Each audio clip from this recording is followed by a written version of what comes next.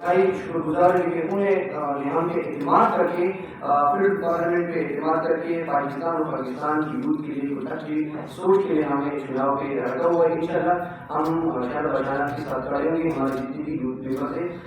تو میں سب کو بات کر دوں کہ الحمدللہ خیبر پختونخوا میں ایک کامیاب چیپٹر کے بعد انشاءاللہ ہم سارے پاکستان میں جتنے بھی ہمارے صوبے ہیں اس میں ہم یوتھ پلیٹ فارم جو ہماری یوتھ فیلڈ پارلیمنٹ ہے اس کی رجسٹریشن کا آغاز کریں گے. تو اس کے حوالے سے میں سب کو بتاتا چلوں. سب سے پہلے ہم نے جب رجسٹریشن کا آغاز کیا تو ہم نے صوبہ خیبر پختونخوا سے کیا تھا.